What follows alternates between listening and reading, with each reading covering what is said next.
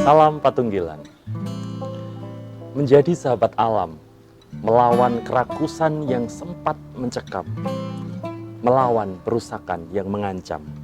Demikianlah CMC Tiga Warna menorehkan dirinya sebagai kelompok konservasi mangrove yang selalu siap sedia di bawah bendera Yayasan Bakti Alam yang terbuka bagi siapa saja. CMC Tiga Warna siap bekerja memulihkan pesisir selatan pantai Jawa yang sempat menganga karena kerakusan yang merampas kawasan hutan tepi pantainya. Pak Sabtoyo sang ayah yang memulainya, Lia Putrinda sang putri yang menemani dan meneruskannya. Kini sebagian pesisir pantai itu telah hijau, ditumpai ribuan pohon bakau. Kawasan yang dulu pernah kacau kini kembali berkilau. Tentu perjuangan Mbak Lia tidak selalu sederhana. Berbagai kesulitan dialaminya, kadang pula disalah makna. Kadang perjuangannya menghadapi berbagai bencana, tapi dia tidak berhenti juga. Banyak hal telah dia relakan pergi. Waktu, dana, kuliahnya demi sebuah mimpi. Celungup kembali lestari, sendang biru kembali bersemi. Bukan hanya pengakuan, tetapi juga penghargaan. Internasional, nasional, semuanya telah direngkuh. Tapi itu tak menjadikannya jemawa. Kisah Mbak Lia dan CMC Tiga Warna dapat ditemukan di buku Ekoteologi GKJW, Ngeremboko. Namun kali ini bersama-sama kita akan menyaksikan kesaksiannya. Kita dengarkan tuturannya untuk menegaskan bahwa mencintai alam sesungguhnya adalah mencintai Tuhan yang menciptakan kehidupan. Seperti nats kitab suci dalam Kisah Para Rasul 17 ayat 24 sampai dengan 25. Allah yang telah menjadikan bumi dan segala isinya, Ia yang adalah Tuhan atas langit dan bumi, tidak diam dalam kuil-kuil buatan tangan manusia, dan juga tidak dilayani oleh tangan manusia seolah-olah ia kekurangan apa-apa, karena Dialah yang memberikan hidup dan nafas dan segala sesuatu kepada semua orang. Mencintai kehidupan yang Dia ciptakan, sesungguhnya mencintainya.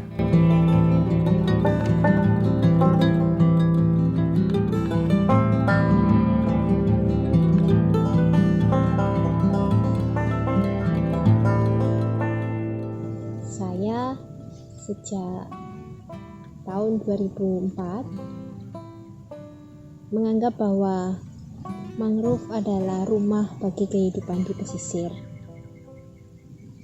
Dari tahun itu saya tahu bahwa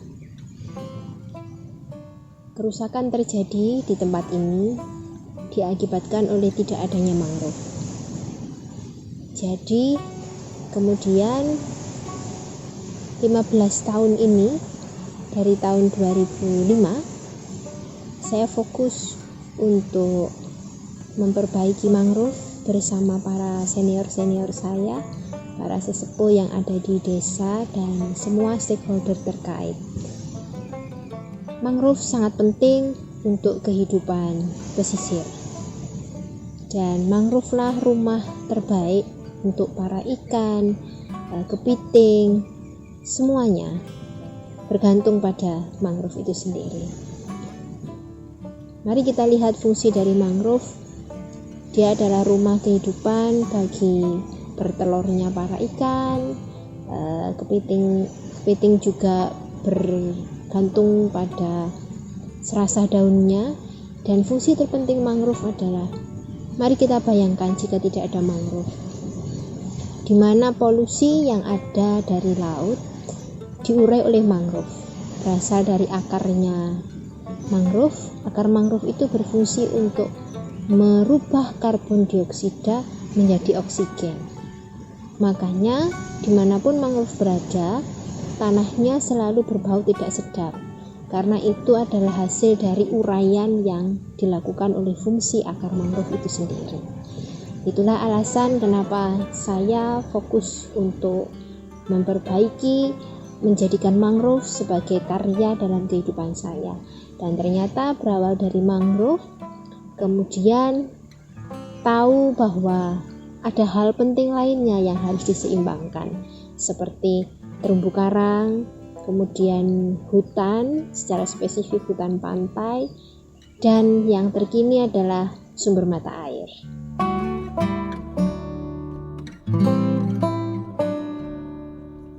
Yang menjadikan inspirasi bagi saya untuk menggeluti karya di bidang mangrove adalah keterikatan moral. Jadi cerita dari ayah saya bahwa nenek moyang saya pada zaman dahulu sangat bergantung kehidupannya pada lingkup pesisir, terutama mencari makan ikan, kemudian sisa-sisa kayu bakar, itu juga pada lingkup mangrove yang ada di Junggup ini. Sebegitu pentingnya fungsi dari keseimbangan pesisir saat itu yang diceritakan oleh bapak saya atau ayah saya. Tapi kemudian fakta yang saya dapati tahun 2005 itu hanya sebuah cerita, yang mana saya pada tahun 2005 berdiri di tempat ini, yang saya lihat adalah situasi yang sebaliknya. Jadi yang dulunya adalah sumber kehidupan, yang saya lihat tidak ada kehidupan di sini.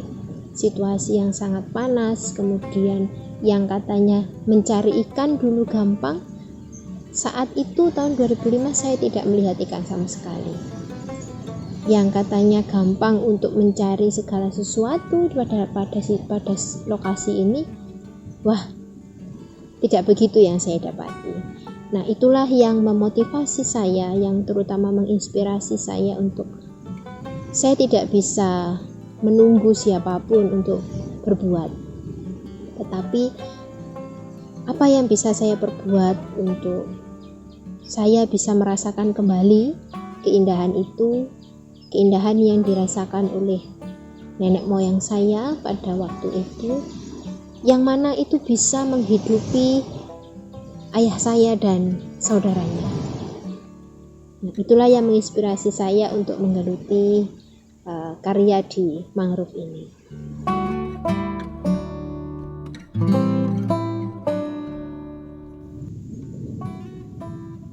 Satu kalimat konservasi CMC 3 warna bagi saya adalah papan pasinau noto urip, dimana saya secara pribadi di sini dan sekarang bisa berkelompok, bahkan terlibatnya wisatawan. Di sini kami belajar untuk menata kehidupan, bagaimana kami hidup untuk lebih bisa menghidupi ciptaan Tuhan yang lainnya. Dari tempat ini kami belajar bagaimana kerusakan yang ada itu tidak menjadi sebuah penghalang kami untuk mencapai tujuan utama, yaitu mewariskan tempat ini bukan dengan kerusakannya, tapi kami ingin mewariskan tempat ini dengan keindahan yang dulu dirasakan oleh nenek moyang kami, oleh leluhur-leluhur kami. Di tempat ini kami belajar banyak hal, belajar tentang keikhlasan, belajar tentang mengasihi, belajar tentang memaafkan juga. Jadi konservasi CMC 3 warna bagi saya adalah papan pasinaon noto urip.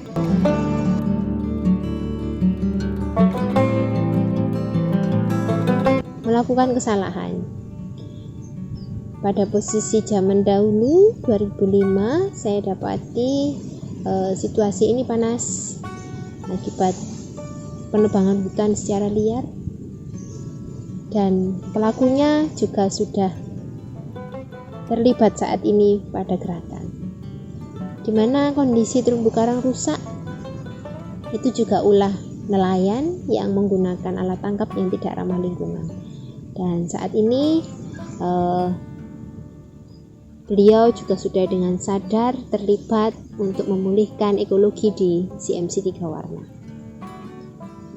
Saya yakin dimanapun kita berada, apapun model gerakannya, kuncinya adalah kualitas SDM itu, dimana kesadaran dari pribadi kemudian bisa disatukan dengan aksi nyata, maka akan tercapailah sebuah perubahan yang baik secara berkelanjutan. Dan kami di CMC 3 Warna dari segi konservasi sejak 2005 sudah secara berkelanjutan menjaga, bahkan saat ini sudah ada pengembangan untuk perlindungan di sektor yang lainnya.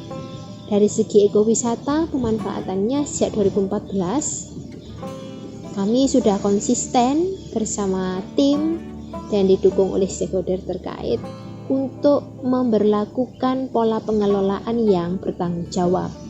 Dan saya sendiri bisa berbagi itu tidak mudah, karena gerakan seperti ini belum umum saya bisa katakan di Indonesia. Pola-pola pengelolaan yang menerapkan sistem pengecekan sampah, kemudian pendampingan dengan pemandu lokal, apalagi tentang pembatasan jumlah kunjungan, bahkan tutup pada hari khusus, itu juga hal-hal yang belum banyak diterapkan di destinasi wisata atau destinasi ekowisata di Indonesia. Dan saya sangat bersyukur dengan dukungan semua pihak, kami dipercaya untuk bisa melanjutkan hal-hal yang kami inisiasi tersebut dengan bertanggung jawab dan berdampak baik untuk lingkungan, untuk kesejahteraan masyarakat.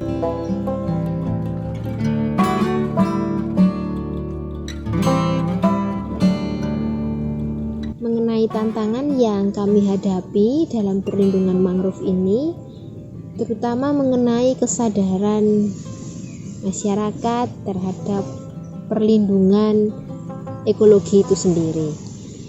Jadi tidak hanya berbicara mengenai mangrove, mengenai sampah plastik pun juga masih menjadi tantangan kami, dimana kalau kita berbicara hanya satu mangrove atau ekosistem mangrove, tantangannya begitu kompleks, dari limbah-limbah plastik yang ada di laut, kemudian kesadaran lain mengenai kenapa harus melindungi mangrove atau ekosistem yang lain juga itu masih menjadi tantangan bagi kami.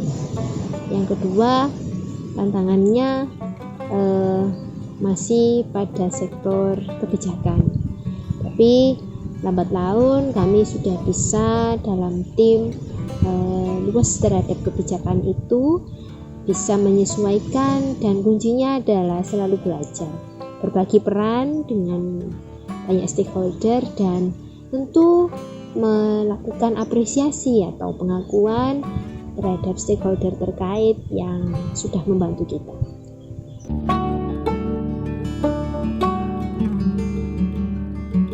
Saya memahami bahwa saya dilahirkan di jagat gede yang merupakan mahakarya dari Allah yang luar biasa.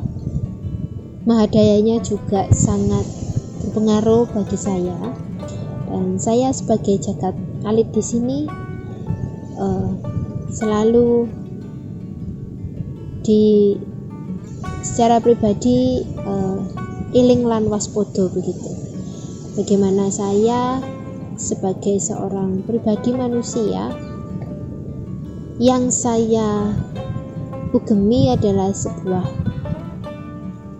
pemahaman bahwa hamemayu hayuning bawono, sudining badan ono ing ati. Jadi saya sebagai pribadi yang dilahirkan ini sudi melakukan sesuatu, mau melakukan sesuatu berasalnya adalah dari niat yang ada dari hati.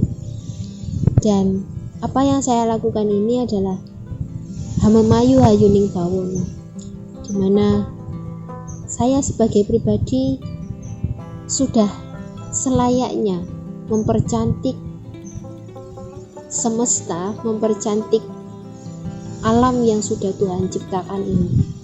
Karena pada awal mulanya Allah menciptakan segala sesuatunya ini baik, dan manusia diciptakan lebih daripada ciptaan yang lainnya. Pada sisi itu saya beranggapan bahwa manusia ini jika niatnya baik maka akan menjadi sesuatu yang lebih baik, akan berdampak baik. Tapi dari sisi yang lain juga tidak menutup kemungkinan jika sudining badan ono ing ati itu lebih ke arah yang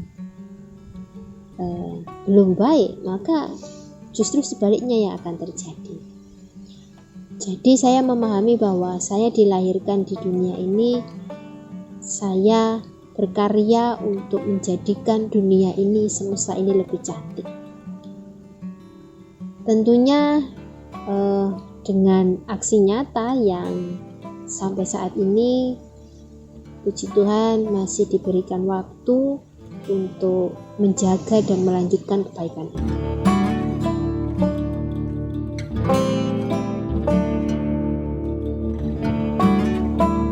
Ya, mengenai penghargaan, secara manusiawi memang saya secara pribadi ataupun kelompok konservasi dan ekowisata CMC 3 Warna sudah mendapatkan beberapa pengakuan penghargaan. Tapi menurut saya secara pribadi penghargaan yang utama adalah saya bisa menjaga keseimbangan, saya sebut segitiga dalam prinsip spiritualitas saya.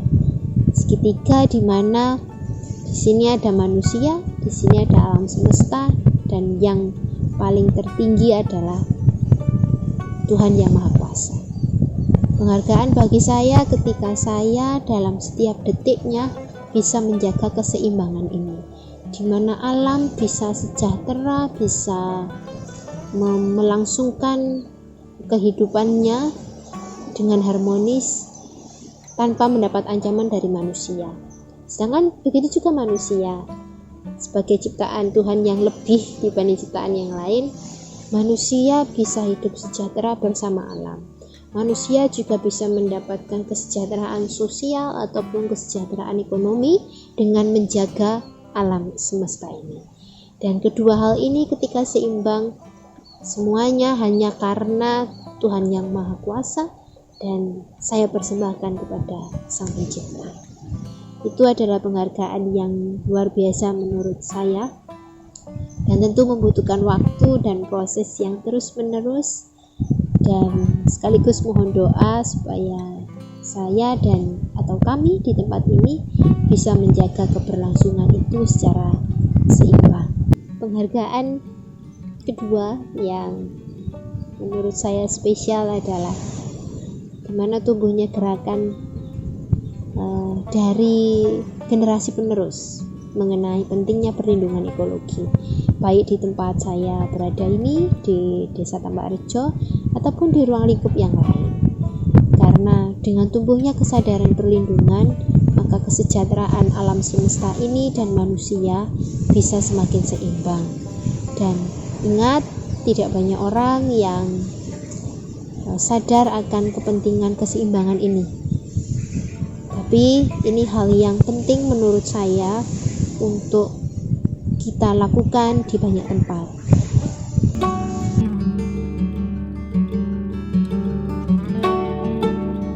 Mari kita mulai segala sesuatu dari diri kita sendiri.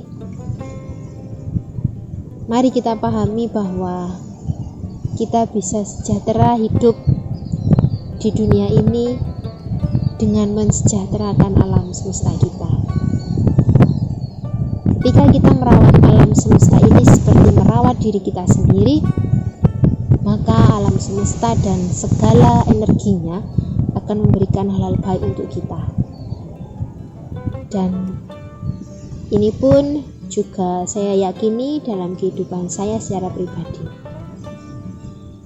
Tidak perlu bingung memulai dari mana. Yang penting yang kita utamakan dalam diri kita adalah apa yang kita niati dalam kehidupan ini. Jadi apa yang kita fokusi dalam karya ini, dalam sebuah karya dimanapun itu, mari kita peka terhadapnya. Dan tentunya kita fokus secara berkelanjutan, konsisten terhadap segala sesuatu yang kita hadapi. Tantangan pasti ada, mari kita menikmati tantangan itu, karena itu adalah sebuah proses untuk kita belajar menata kehidupan. Setelah kita bisa melewati fase-fase tantangan itu, pasti kita akan mendapatkan kelegaan, kita akan mendapatkan penghiburan dari setiap prosesnya. Dan mari kita percaya Tuhan saja memelihara tanaman ini dengan sebegitu indahnya, burung-burung saja mendapatkan makan, maka kita yang diciptakan lebih daripada ciptaan yang lainnya tentu bisa melakukan segala sesuatunya dengan lebih baik. Dan saya berharap banyak atau ada gerakan yang sama dari teman-teman, apalagi pemuda yang masih sangat pemuda yang masih sangat penuh dengan kreativitas, waktunya lebih luang. Mari kita melayani lebih di kehidupan kita, karena sebaik-baiknya orang adalah orang yang punya manfaat. Manfaat itu bisa bagi lingkungan, manfaat bagi sesama manusia, ataupun ciptaan Tuhan yang lainnya. Terima kasih. Demikian cerita dari Mbak Lia yang menuturkan kepada kita dengan rendah hati bahwa sesungguhnya mencintai alam adalah panggilan setiap orang. Mereka telah memulai dan kini waktu bagi kita. Semoga cinta kita pada alam sungguh-sungguh mewujudkan cinta kita pada Tuhan Sang Pencipta kehidupan. Salam Patunggilan.